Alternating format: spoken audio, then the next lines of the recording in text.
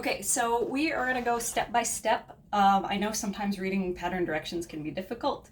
It is kind of a language unto itself. I don't know who writes them.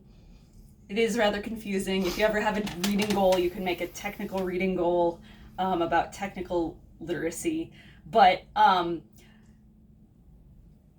really, the big keys to it are reading, looking at the pictures, reading again, looking at the pictures, and then sometimes just trying something and seeing if it works or not.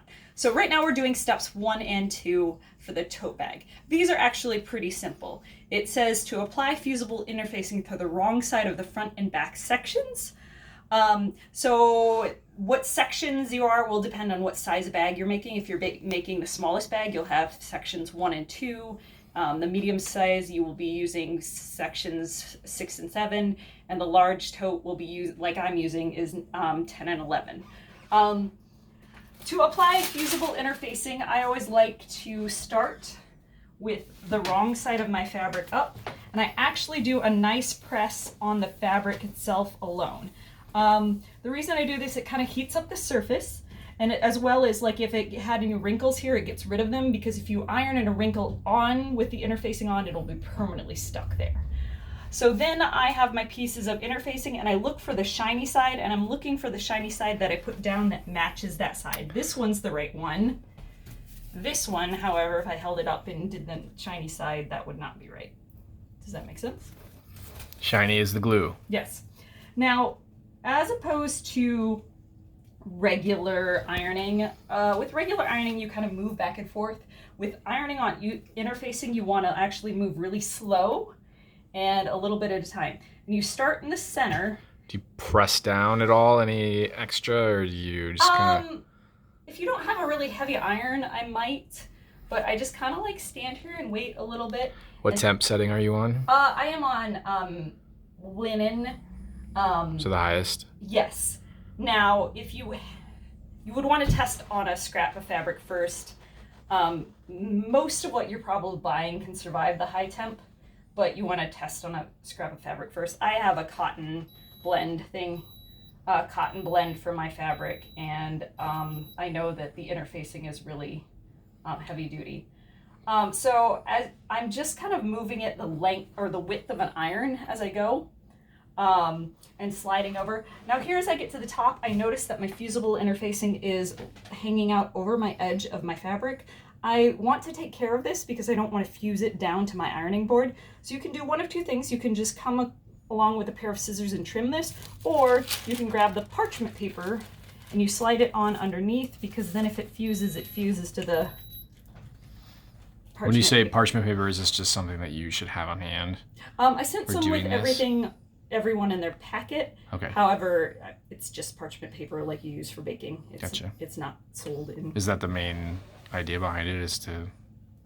The main idea behind it is usually to line baking sheets when you're cooking, so you don't... No, I understand, but the main idea for this project, why you have it on hand, is for... Yes. The interfacing. other thing that you can do with it, which is this kind of side note, is if you sandwich some plastic bags in between it, and you like fuse them together, you can create your own like non-woven, but I didn't really go into that. You can experiment.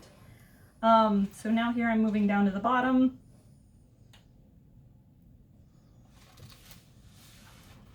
Is there a visual trick to telling that it's done or anything like that, or you just leave it for a little while? You just leave it for a little while. I had already kind of gotten a feel for how long mine took by ironing a few pieces before this. But now, as I pull it up, now see, like, this is really off, so I'm gonna tidy that up with scissors or shears. And then I'm gonna do one final press on the top from the top down.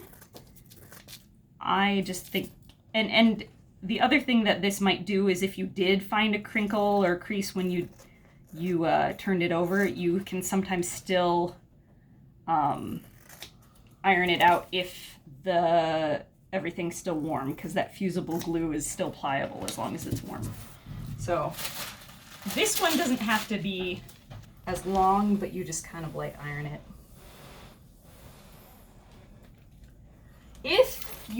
So I'm really lucky in that I have a fabric with a print, so I do have a technical right and wrong side, so I know what side I'm putting the interfacing on.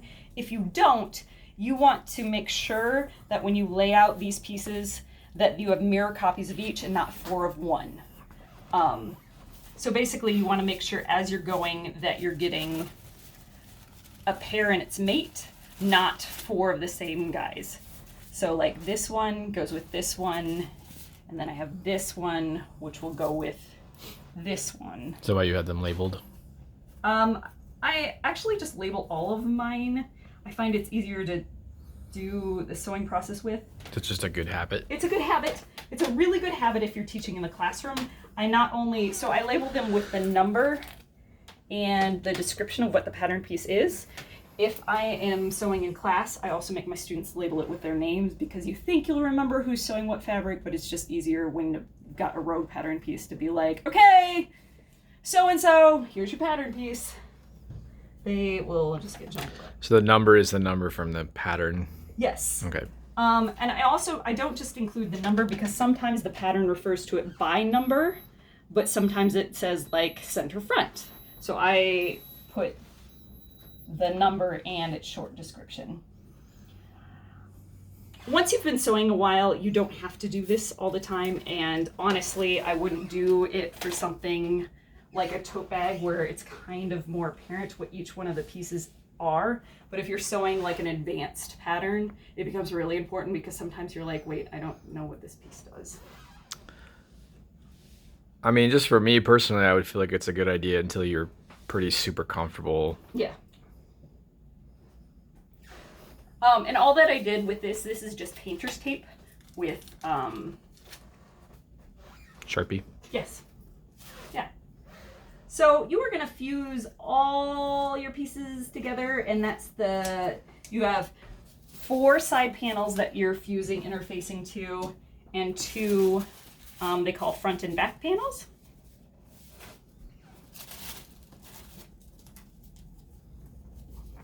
Okay, test out your painter's tape. I usually like a little stickier brand than this. Actually, better than painter's tape because that's designed to come off eventually is if you can find like the washi tape so that you can write on it, but it has a sticky surface. Now we are actually, so I didn't transfer my pattern markings before this step because as long as something's getting fused to something else, you don't have to transfer it twice. But now I'm going to go through and show you how to transfer pattern markings. I'm going to start with the front and back lining and just some different ways. I'm going to start with the side pockets. So on this one, you don't have to ever transfer stitching lines.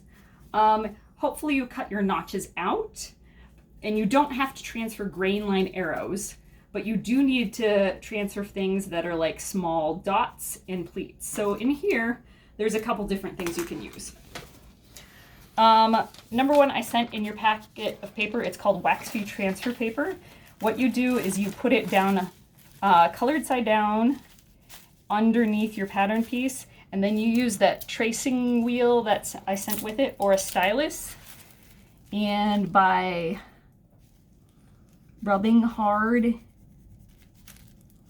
you should be able to transfer a little bit of chalk. We'll see how well it showed up. So see my 2 yellow lines there? Yes. That's one option. The other option that you have is if you have a pen that you know is for fabric marking and removable, you can simply just go underneath and fold back and transfer like this. Mine is not started. Assuming your pen works. Assuming your pen works. Honestly, for pleats, if you don't want to mark them, a third way that you could do it is you could just take pins and stick 2 pins in there. The fabric marking, if you have a dart, that's something that you need a little bit more, but because pleats are one where you bring one side to another, it would be okay if you just designated that with 2 pins. How do you know if it's a pleat or a dart? Does it say on the... This pleat does say on it. A dart is always triangular shape or diamond shape, and a pleat is always 2 or more lines, because you, with an arrow telling you what direction to bring it to another. The other thing we need to mark on this pattern piece is this small dot. So once again, you could just make a dot with a fabric marking pen, or something else I like to use is, you'll notice that I had this thing prepared and now I've covered it up amazingly. This will happen. This will happen. Oh, okay. So I took that same painter's tape and I put it on a little piece of parchment paper and I cut punched circles out with a hole punch. Clever. And so you can just use it to mark dots.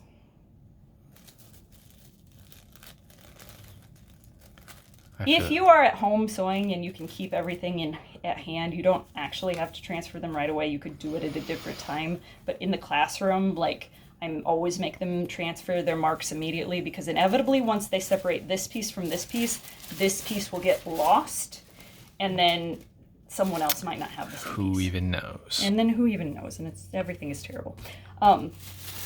So that's the pocket. I've got them labeled and I have them marked. I'm gonna move on to this one. On this one, I have dots in the corners that need to transfer, and these 3 dots. So I'm gonna make my dots in the corner with pink.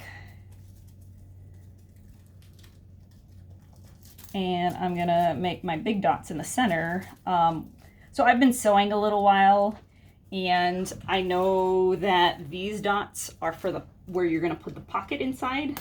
But if you don't, like, if there's something on the pattern, you might as well transfer it. And then it's better to have more things transferred that you don't need than not everything that you need.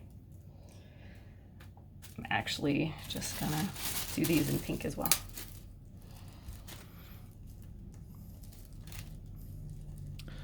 Is there a situation where you try to color code your pattern markings? If it was really complex, yes, like if I had a lot going on in a certain area, but this, like, everything's pretty much spread out. Like, I'm not going to be confused when it's telling me to match up. When it's telling me an instruction regarding this dot, it's really far away from this dot. I see. But yes, if it was more complicated. The other thing you need to know is you need to do each piece separately. So I did the one side, but now I need to flip it over and do this side.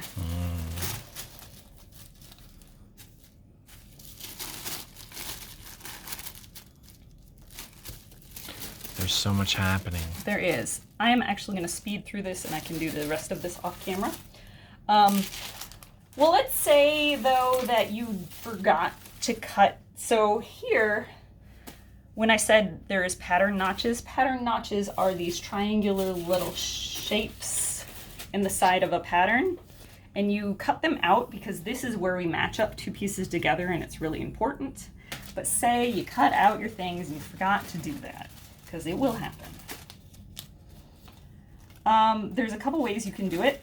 Some people recommend just going in and cutting into your fabric. I don't like that solution for beginners, especially if you're teaching sewing, because inevitably somebody will cut their triangle too deep and then they'll make a hole in their fabric before they've even sewn it together.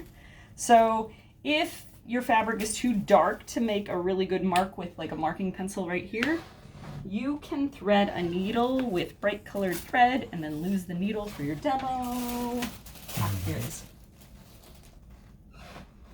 And remember, you're doing this one piece and one layer at a time.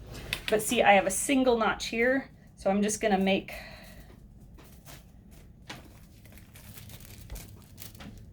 it's harder with my interfacing. It should be easier for you. I picked a really stiff interfacing because I like a really stiff tote bag. But that, so if you pull it on through, clearly don't do this professionally.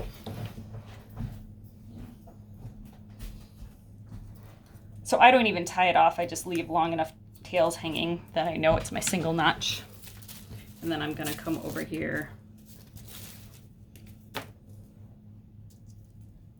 and I'd go in and out twice to designate a double notch. And so this one has a single and double notch because there's a place in this pattern that, so single notches get connected to single notches and double notches to double notches. Some patterns I have seen have triple notches just because that's how many times they need to tell you how the pattern pieces meet. For a bag, this might not be as important, but when you're sewing something like a sleeve or something that's really shaped, it is really important that you get those notches, because these pieces will nicely complement each other to match up to sew. But when you're sewing like this part of sleeve, it'll be shaped the opposite and it can be hard to match up. Okay, so I've gotten all my pieces interfaced and we're going to pretend that I have all my pattern markings transferred. So we're going to go on to step 2, and it says with right sides together, pin 2 side panels section together, matching the small dots and single notches stitch. So what that tells me is I'm going to take a side panel and another side panel, and I'm first going to figure out, well, here I have to transfer a single notch.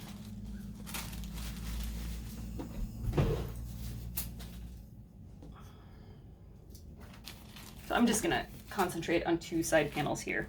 So this is one side panel, and let me transfer my dots here at the bottom.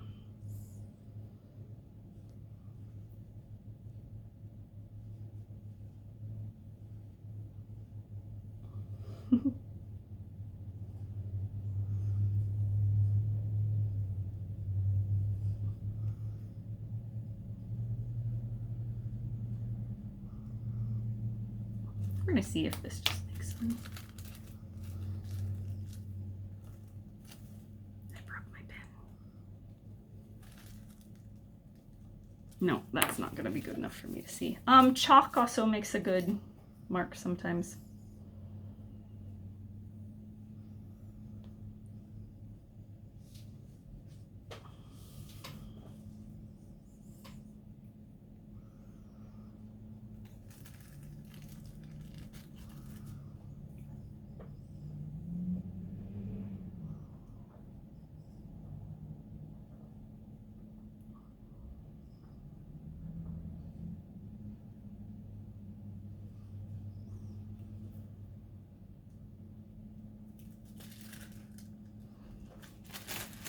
So single notch, double notch, dot, dot. Now when I go over to this one, I have to set it upside down to find the same thing. So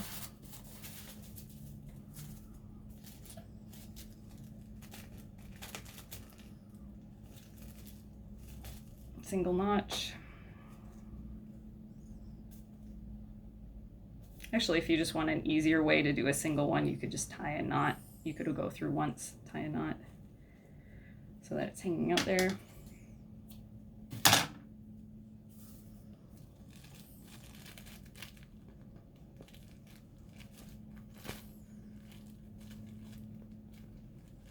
Double notch.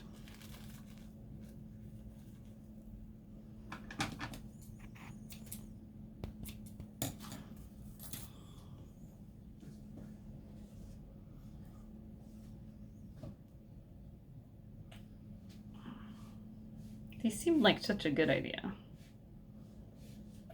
And I think they would be if they could come apart easier.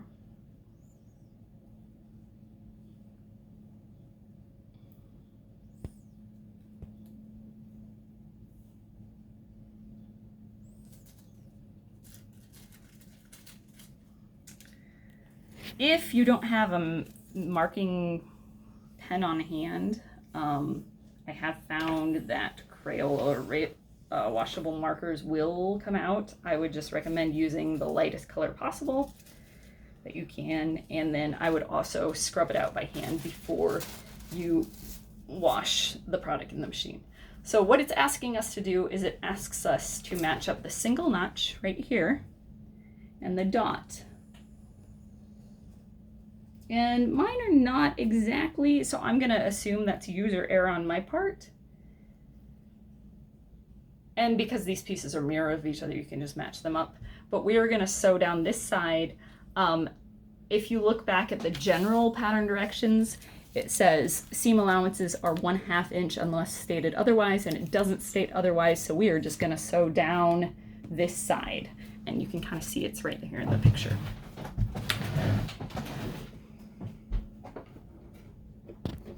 Remember to backstitch at the top and the bottom. Oh, I am back on a different stitch from my demo. It's embarrassing.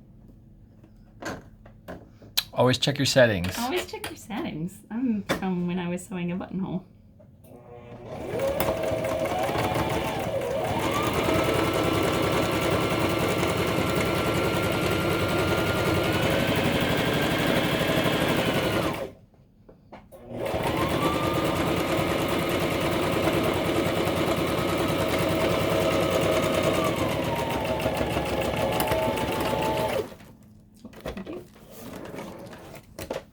Then we're actually going to do this for the other two side panels.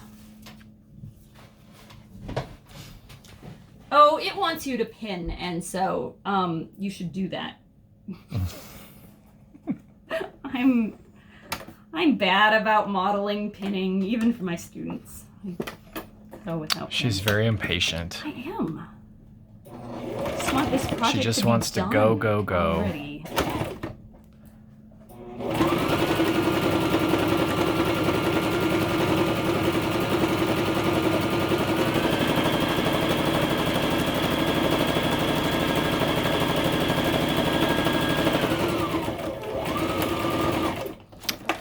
She just wants to get out there and show off her fancy new tote bag. Yes. And then it doesn't tell you this, but in the directions, I noticed they butterflied the seam open, so that's the last thing I'm gonna do on this step. I'm gonna take my two pieces, I'm gonna open up. How can you tell? Oh, it's from the little draw. Yeah. The part that's folded down gray there. Yeah. Okay. Yours will be a little bit easier to handle if you've used lightweight interfacing. Mine is kind of stiff here because I use the really, really heavy interfacing. It's fine, I just kind of force it a little bit. But yes, you can come back and you can press the seam open, then flip it over. So these don't, I'm not saying they'll never melt, but I've been pretty lucky. So that's one.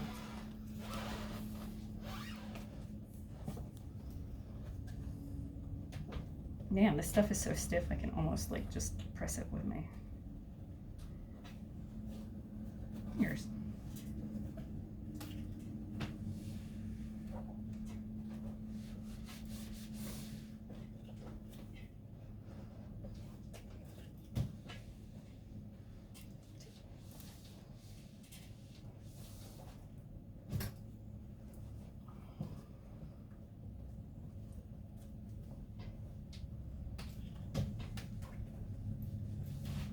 Okay, so that is steps 1 and 2.